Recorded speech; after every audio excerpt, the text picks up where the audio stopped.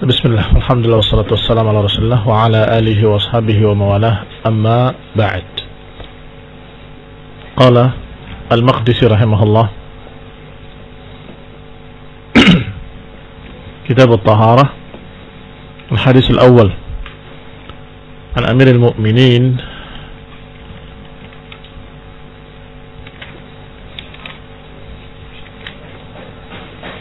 Abi Hafsin Umar bin Khattab radhiyallahu ta'ala anhu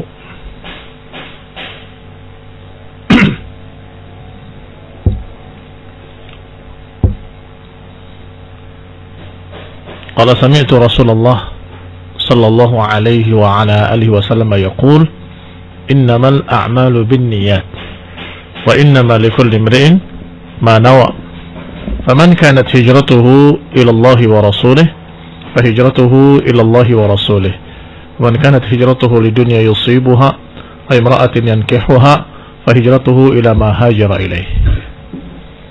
Karena awal pertama kita bahas kitab ini, kitab yang ringkas tapi merupakan umdah sesuai dengan judulnya, Umdatul Ahkam, pondasi dasar dari hukum-hukum syariat, yaitu hadis-hadis Rasulullah SAW yang muttafaq ala sihhatihi bain al-Bukhari wa Muslim, yang muttafaq alaih bain al-Bukhari wa Muslim, artinya disepakati oleh Bukhari dan Muslim, sehingga hadis yang ada dalam kitab ini semua sahih, tidak perlu dilakukan kesahihannya. Hanya saja penulisnya atau yang mengumpulkannya yaitu Abdul Ghani Ibn Abdul Wahid Ibn Ali Ibn Surur Ibn Rafi Ibn Hasan Ibn Ja'far Al-Jamma'ili Al-Maqdisi rahimahullah, yang dikenal dengan Abdul Ghani Al-Maqdisi. Beliau sengaja mengumpulkan hadis-hadis yang muttafaq alaih, dan ala minhajihi mengumpulkan dan tidak memasukkan dalam kitabnya ini kecuali yang diriwayatkan Bukhari dan Muslim. Hanya saja sebagai manusia ada saja yang keluar dari kaidahnya. Dia inginnya semua dalam kitab ini Bukhari dan Muslim, muttafaq alaih. Tapi ternyata ada yang infarada bihi Muslim, ada yang infarada bihi Al-Bukhari. Ada yang Bukhari menyendiri, ada pula yang Muslim menyendiri, tapi itu jarang. Ada beberapa saja. Umumnya muttafaq alaih, Bukhari wa Muslim. Sehingga dikatakan oleh beliau dengan Umdatul Ahkam sebagai umdah, karena yang lainnya adalah penjelasan rincian yang diriwayatkan dalam sunan, dalam yang lainnya adalah perkara-perkara yang sifatnya mempertegas atau memperjelas atau merincikan dan seterusnya. Diawali kitabnya dengan hadis innamal a'malu binniyat wa innamal likulli imri'in ma nawa, yang diriwayatkan oleh Amirul Mu'minin Abi Hafsin Umar bin Khattab radhiyallahu ta'ala anhu, bahwa beliau mendengar Rasulullah SAW bersabda innamal a'malu binniyat wa innamal likulli imri'in ma nawa faman kanat hijratuhu ila Allah wa rasulih fa hijratuhu ila Allah wa rasulih wa man kanat hijratuhu lidunya yusibuha aw imra'atin yankihuha fa hijratuhu ila ma hajara ilaih. Sesungguhnya amalan itu tergantung dengan niat-niatnya. Amalan-amalan tersebut yang namanya amalan-amalan ibadah tergantung niat-niatnya, dan bahwasanya bagi setiap orang akan mendapatkan apa yang diniatkannya. Barang siapa yang hijrahnya kepada Allah dan Rasulnya, maka hijrahnya kepada Allah dan Rasulnya. Barang siapa yang hijrahnya dengan niat dunia, yang dia akan dapatkan imra'atin yankihuha, atau karena seorang wanita yang akan dinikahi, fa hijratuhu ila ma hajara ilaih, maka hijrahnya kepada apa yang diniatkannya. Gharibil hadis, kalimat-kalimat asing dalam hadis ini yang perlu dijelaskan adalah kalimat innama. Innama dijuluki dengan harfu hasrin, kata yang mengurung sesuatu. Maka dikatakan kalimatu innama tufidul hasr, memberikan faedah mengurung sesuatu. Apa yang dikurung dengan kalimat innama? Fahuwa huna qassara mausuf ala sifah. Maka kalimat innama di sini mengurung yang disifati dengan sifatnya. Mengurung itu mengkhususkan sesuatu di dalam kurung. Hanya ini saja, tidak yang lain. Innamal a'mal, yang namanya amalan, semuanya ini khusus amalan binniyah, dengan niatnya. Wa huwa isbatu hukmil a'mal binniyat. Bahwasanya penetapan hukum amalan-amalan itu tergantung pada niatnya. Niat baik mendapatkan baik, niat jelek mendapatkan jelek. Fa huwa fi quwwati, maka dia kekuatannya sama dengan kalimat mal a'malu illa bin niyat. Tidaklah ada amalan kecuali dengan niatnya. Itu mana innama. Tidak ada amalan lain. Yang namanya amalan selalu dengan niatnya. Innamal a'malu bin niyat, maknanya mal a'malu illa bin niyat. Yani yanfil hukum amma adahu. Ini meniadakan hukum lain selain apa yang ditetapkan oleh Nabi bin niyat. Yang namanya amalan mesti dengan niatnya. Yang kedua, an-niyah lughatan al-qasd. Kalimat kedua yang perlu diterangkan adalah kalimat an-niyah. Apa sih niat? Alhamdulillah bahasa Arabnya an-niyah, bahasa Indonesianya niat, sehingga mudah dipaham. Kalau mau didefinisikan, niat maknanya adalah al-qasd, tujuan. Kamu berdiri, apa tujuannya? Kamu duduk, apa tujuannya? Kamu makan, apa tujuannya? Kamu berjalan, apa tujuannya? Kalau dia berjalan untuk talabul ilm, maka hukumnya mendapatkan pahala besar. Man salaka tariqan yaltamisu fihi ilman sahhalallahu lahu tariqan ilal jannah. Siapa yang berjalan dalam satu jalan untuk mencari ilmu, maka Allah akan mudahkan jalannya ke dalam surga.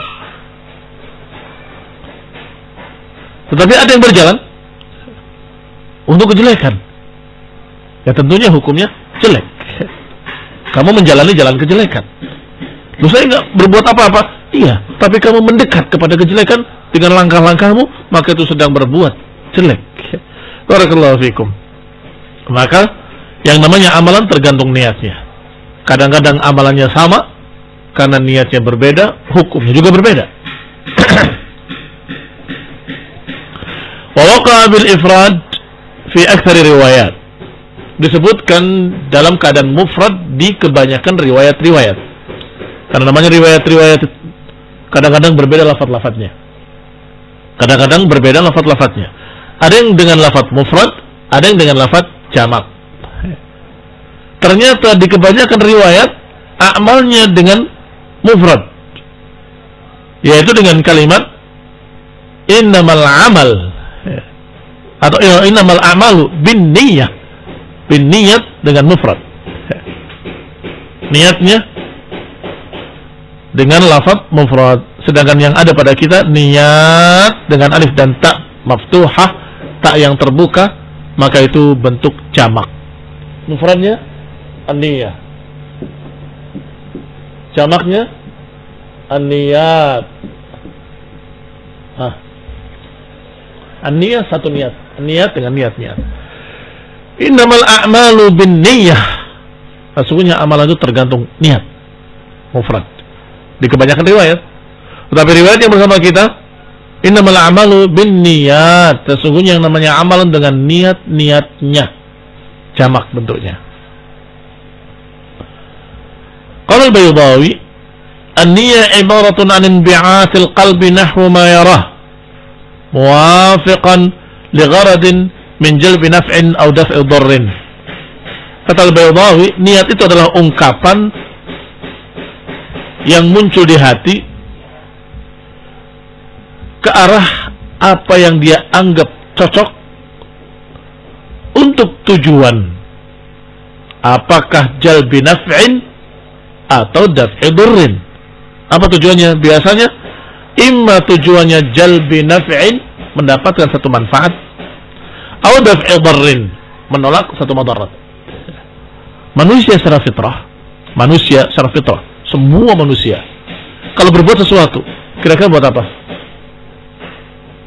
Cuma dua pilihan. Imma mendapatkan manfaat, wa imma menolak madarat. Tiba-tiba orang berjalan, tiba-tiba minggir. Oh, menolak madarat. Takut kepanasan atau takut kecelakaan, tabrak mobil. Iya kan? Atau tiba-tiba dia lari. Kenapa dia lari? Ternyata jalbi naf'in, ingin mendapatkan apa yang jatuh dari orang yang sedang membagikan uang, rebutan. Tiba-tiba lari dia. Apa itu? Jalbi naf'in. Yang ini daf'i durrin. Hampir semua. Tidak ada orang yang berbuat kecuali punya niat. Illal majnun. Iya kan? Illa al majnun, kecuali orang gila yang dia berbuat sesuatu dalam keadaan gak ada niat. Kadang-kadang dia berbuat tanpa tujuan apapun. Tetapi kalau orang itu normal, aqil, maka niscaya perbuatannya mesti ada tujuan. Min daf'i durrin au jalbi naf'in. Apakah mendapatkan manfaat atau menolak madarat? Hanya saja ada yang orientasinya dunia, ada yang orientasinya akhirat. Ada yang manfaatnya manfaat dunia saja, menolak madaratnya madarat dunia saja. Nggak dipikirkan masalah manfaat akhirat dan madarat akhirat. Tetapi ada di antara mereka orang-orang mukmin, orang-orang yang bertakwa. Maka mereka mencari sesuatu, beramal untuk apa? Mencari naf'il akhirah, dan menghindari durril akhirah. Dan ini yang lebih panjang akalnya, lebih panjang nalarnya, dan lebih jauh pandangannya. Karena dia pandangannya jauh ke depan sampai ke akhirat, tidak hanya berbicara dunianya. Kembali kepada ucapan beliau. Berarti kata Al-Baydawi, yang namanya niat adalah sesuatu dalam hati, ungkapan dalam hati yang mendorong dia berbuat sesuatu, yaitu untuk mendapatkan manfaat atau menolak madarat. Adapun secara syar'i, dan tentunya karena pelajaran kita pelajaran din, aqidah, syariah, fiqh, agama Islam, maka tentunya niat yang sedang kita bahas bukan niat tadi secara umum, tetapi niat secara khusus. Secara khusus dalam masalah syariat. Apa definisi niat secara syariat? An-niyatu syar'an, makna niat secara syar'i adalah al-azm ala fi'lil ibadati taqarruban ila Allah Ta'ala. Niat secara syariat adalah tekad seseorang untuk melakukan ibadah tertentu dalam rangka taqarruban ila Allah, dalam rangka mendekatkan diri kepada Allah. Saya ulangi, tekad seseorang untuk melakukan ibadah-ibadah untuk mendekatkan diri kepada Allah Subhanahu wa ta'ala. Maka kalau ada pada dia niat ini, berarti orang tadi beramal dengan niat yang benar. Tetapi kalau dia melakukan ibadah bukan karena taqarruban ilallah, bukan dalam rangka mendekatkan diri pada Allah, maka tidak dikatakan amal yang diterima. Kalimat ketiga yang perlu dijelaskan dalam hadis ini adalah kalimat faman kanat hijratuhu ila akhirih. Alif lam kha itu ila akhirih maknanya. Barang siapa yang hijrahnya kepada Allah dan Rasulnya, maka hijrahnya kepada Allah dan Rasulnya. Barang siapa yang hijrahnya karena dunia, karena wanita yang akan dinikahi, maka dia hijrah kepada apa yang diniatkannya. Ini sebagai contoh dari Nabi sallallahu alaihi wa ala alihi wasallam. Mithalun yuqarrir wa yuwaddih al-qa'idah as-sabiqah. Ini contoh yang menetapkan dan menjelaskan kaidah yang sudah disebutkan lebih dulu. Sabiqah yang sudah disebutkan lebih dulu. Apa kaidahnya tadi? Innamal a'malu binniyah wa innamal likulli imri'in ma nawa. Sesungguhnya amalan tergantung niatnya, dan setiap orang akan mendapatkan apa yang diniatkannya. Niat baik dapat baik, niat jelek dapat jelek. 6. Dicontohkan oleh Nabi dengan contoh Faman kanat hijratuhu ilallah wa rasulih. Contohnya orang hijrah. Seorang yang berangkat hijrah dari Mekah ke Madinah, tentunya seharusnya, semestinya adalah hijrah membawa agamanya kepada tempat yang lebih aman untuk dia terapkan agamanya. Hijrah dari tempat yang dia tidak mungkin menegakkan agamanya ke tempat yang dia bisa menjalankan agamanya. Itu hijrah yang syar'i.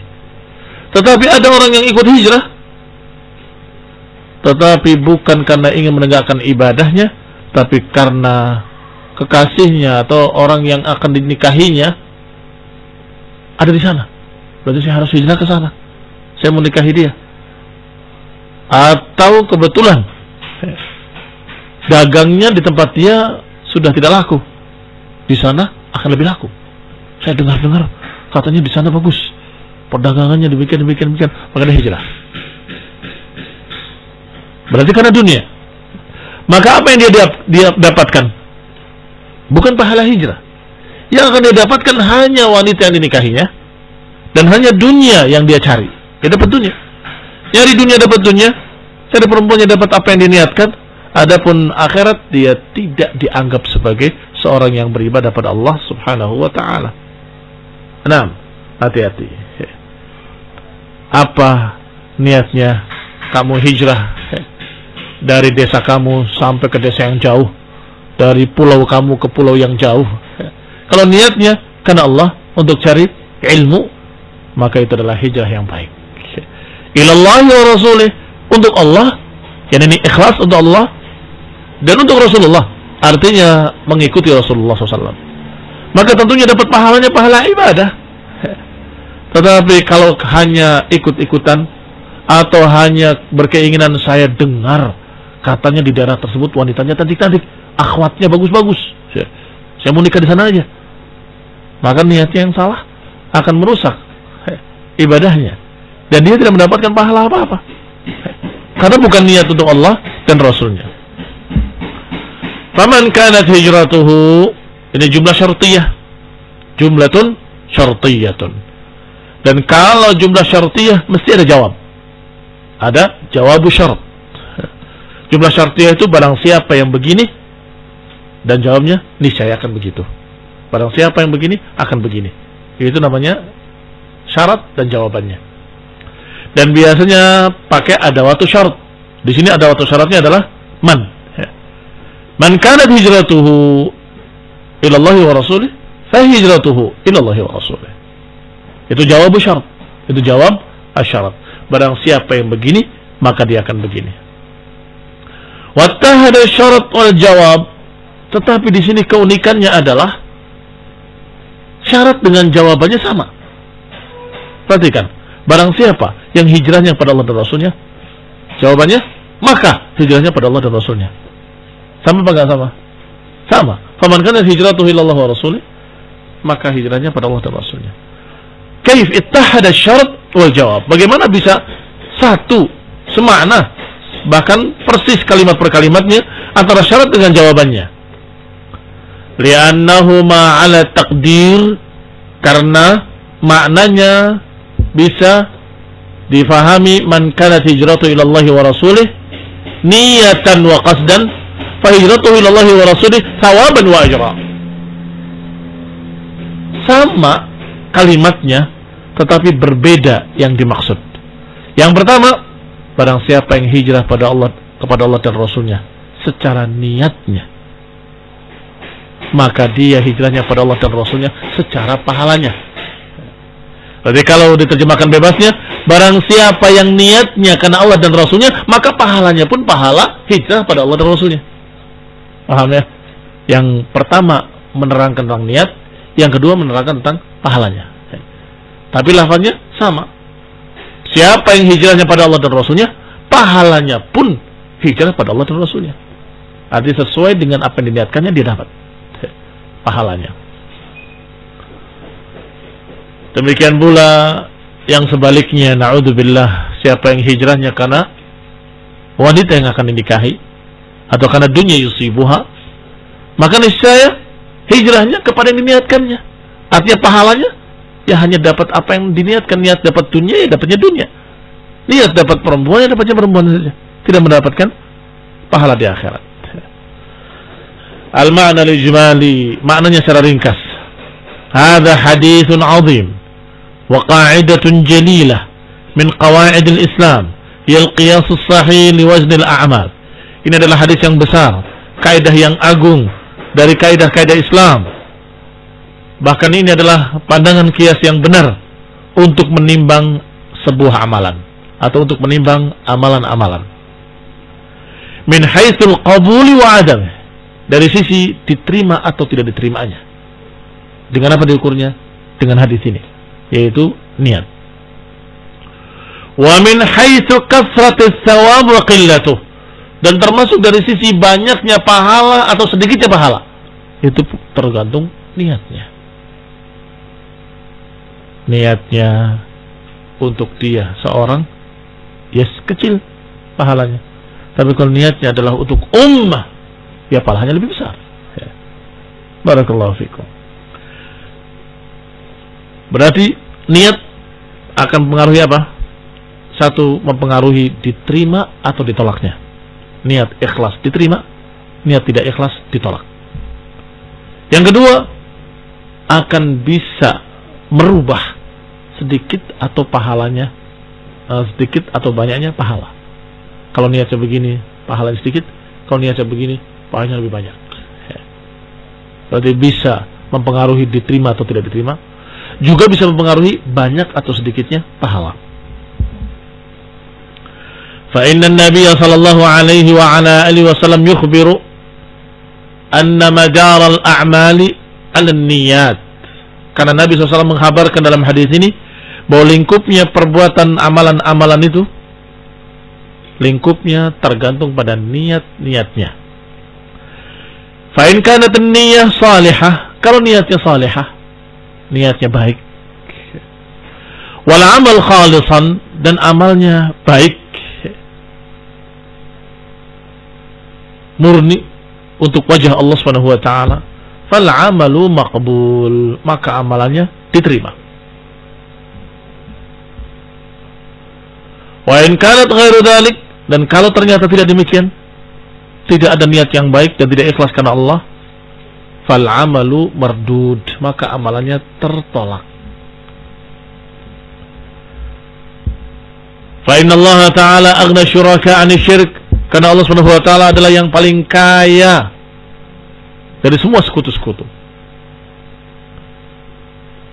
Riwayatkan dalam hadis qudsi bahwa Rasulullah SAW menyatakan, Allah berfirman, ana, bahwa Allah mengatakan, ana aghna syuraka 'ani syirk, faman asyraka fihi ma'i taraktuhu wa syirkahu. Aku adalah yang paling kaya di antara semua sekutu, maka siapa yang beribadah menyertakan bersamaku selainku, maka kata Allah, aku tidak butuh, aku tinggalkan amalannya untuk sekutu-sekutu. Silakan. Allah tidak mau menerima, karena Allah paling kaya. Kalau disertakan ini untuk Allah dan juga untuk yang lain, ini untuk Allah dan juga untuk dipuji, ini untuk Allah dan juga karena untuk dunia, maka Allah tidak butuh. Silakan ambil untuk dunia, aku tidak butuh. Idhabu ila man kuntum turauna fid dunya, silakan pergi kalian kepada orang-orang yang kalian ingin dipuji di dunia. Hal tajidu minhum jazaa, silakan, apakah kalian akan mendapati pahala dari mereka? Ini Allah nggak akan berikan pahala dan Allah nggak akan menerima amalan itu. Silakan minta pahala dari orang-orang yang kamu dulu ingin dipuji oleh mereka, ambil pahala dari mereka. Tentunya ini pelecehan, artinya penghinaan pada mereka yang tidak ikhlas, yang niatnya bukan karena Allah tapi karena ingin dipuji. Qala thumma daraba sallallahu alaihi wa ala alihi wasallam mathalan. Kalau Nabi memberikan contoh, dalam bahasa Arab memberikan contoh itu daraba, sehingga makna daraba bukan hanya memukul. Daraba memukul, tetapi kalau daraba mathalan artinya memberikan contoh. Daraballahu mathalan kalimatan tayyibatan kasyajaratin tayyibah. Allah memberikan permisalan bahwasanya kalimat yang baik seperti pohon yang baik. Baik. Daraban Nabi SAW, Nabi memberikan masalan yuwaddih hadhihi al-qa'idah al-jalilah bil hijrah. Nabi memberikan contoh untuk menjelaskan kaidah yang mulia ini dengan contoh hijrah. Faman hajara min biladi syirik ibtigha'a thawabillah, barang siapa yang hijrah meninggalkan negeri kesyirikan karena mencari pahala dari Allah SWT, wa talaban lil qurbi minan nabi, dan karena menginginkan untuk dekat dengan Nabi SAW, wa ta'allamus syariah, dan karena ingin mencari ilmu syariat, karena ingin belajar, fa hijratuhu fi sabilillah, berarti hijrahnya hijrah yang benar, hijrah yang syar'i, hijrah di jalan Allah. Wallahu yuthibuhu 'alaiha, dan Allah akan memberikan pahalanya. Wa man kanat hijratuhu li gharadin min aghraqid dunya, sedangkan siapa yang hijrahnya karena tujuan dari tujuan-tujuan dunia, falaysa lahu 'alaiha thawab, barang siapa yang hijrahnya bukan karena itu tapi hanya karena tujuan-tujuan dunia, apakah karena bisnisnya di sana lebih mudah atau karena wanita yang akan dinikahinya sudah ada di sana, maka tidak ada baginya pahala. Wa in kanat ila ma'siyah, kalau ternyata kepada maksiat, fa alaihi al-iqab, maka dapatnya justru balasan, azab, karena dia beribadah bukan karena Allah Subhanahu wa ta'ala tapi karena makhluk.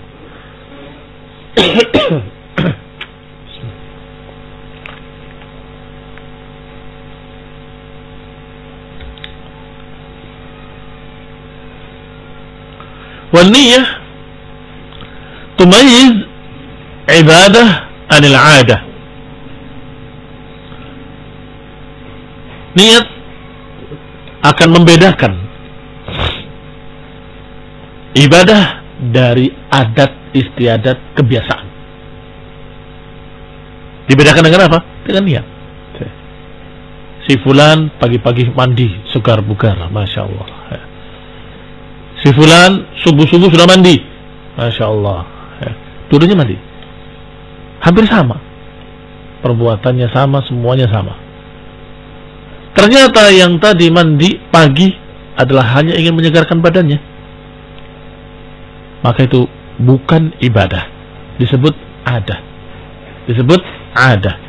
Tetapi yang subuh tadi mandi karena ingin sholat subuh, karena saya junub, maka saya harus mandi taharahnya kemudian sholat, maka mandinya dia ibadah. Jadi sama-sama mandi, akan terbedakan. Mandi yang pertama adalah adat saja, kebiasaan sehari-hari. Yang kedua ibadah. Dibedakan dengan apa? Mandinya sama, menyiramkannya sama, bersih-bersihnya sama. Perbedaannya hanya pada niat. Ini tidak ada niat untuk taharah, yang ini ada niat untuk taharah, maka dia adalah ibadah. Man atau mada yumayyiz atau man ladhi yumayyiz bainahuma, apa yang membedakan antara keduanya, al-'adah wal ibadah? An-niyah. Berarti an-niyah sudah kita dapatkan berapa fungsi? Pertama, an-niyah membedakan antara al-maqbul dan al-mardud. Kalau niatnya untuk Allah semata, tidak untuk yang lain, makbul, diterima. Kalau ternyata niatnya riya, hanya ingin dipuji, hanya untuk dunia, maka mardud, tertolak. Baik. Sekarang kita dapatkan lagi, ternyata niat juga tumayyiz bainal 'adah wal ibadah. Niat membedakan antara adat dengan ibadah. Juga niat membedakan antara yang mendapatkan pahala al-katsir atau katsir as-sawab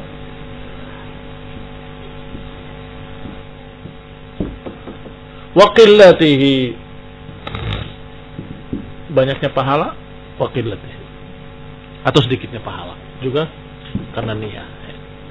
Berarti bin niyah tumayyiz adah wal ibadah. Bainal 'adah wal ibadah. Wan niyyah aydan tumayiz bainal ibadah al-maqbulah dan ibadah yang ghair maqbulah. Dan 'adah tumayiz baina man lahu thawabul jazil al-katsir wa man laysa lahu thawabul katsir. Lahu thawab lakin qalil. An-niyah. Sebabnya adalah niyah.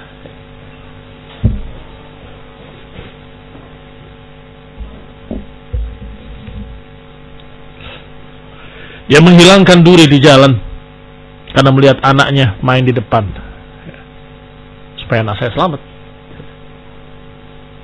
Dengan dia meninggalkan duri di jalan karena melihat kaum muslimin lewat di situ, supaya mereka semua yang lewat selamat. Mana lebih banyak pahalanya? Yang kedua, tadi hanya mementingkan satu orang saja.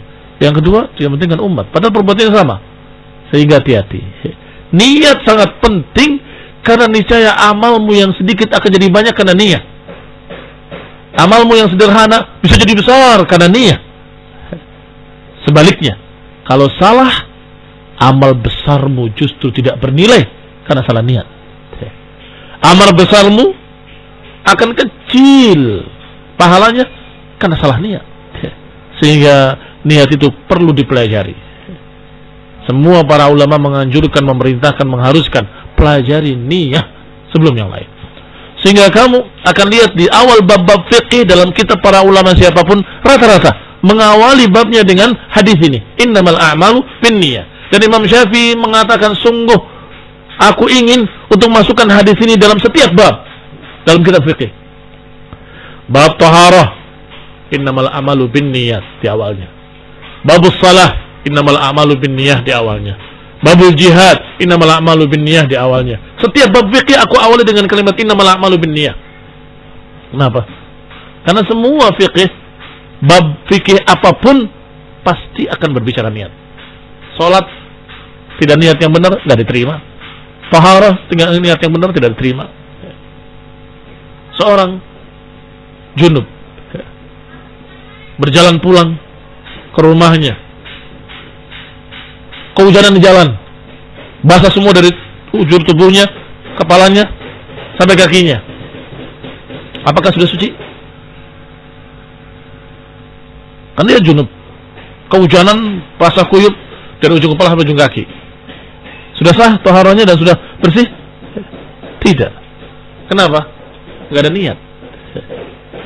Atau orang yang junub berjalan lewat jembatan bambu, tiba-tiba jatuh ke air, tenggelam sampai dia ke pinggir sudah basah semuanya. Apakah sah taharahnya? Apakah dia hilang junubnya? Tidak. Kenapa? Niat. Tapi kalau dia dalam keadaan lihat sungai yang jernih, dia masuk dalamnya, mandi dengan niat untuk taharah, sah taharahnya. Atau ketika hujan, alhamdulillah, saya niatkan untuk mandi junub, sah apa enggak sah? Sah.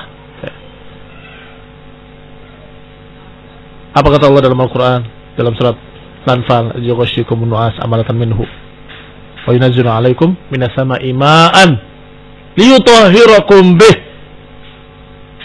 Apa riwayatnya? Apa sebab nuzulnya? Liyutahhirakum bih. Di antara mereka para mujahidin dalam perang Badar, karena saking mereka tenangnya, Allah turunkan ketenangan mereka, enggak ada rasa takut. Sehingga ketika berhenti jeda-jedanya perang, mereka tidur nyenyak. Dan junub sebagian mereka, saking nikmatnya tidur mereka. Maka mereka gelisah, bagaimana saya berjihad fisabilillah dengan sesuatu yang besar. Ibadah jihad itu besar, darwat sanamil Islam, tapi dalam keadaan saya tidak suci.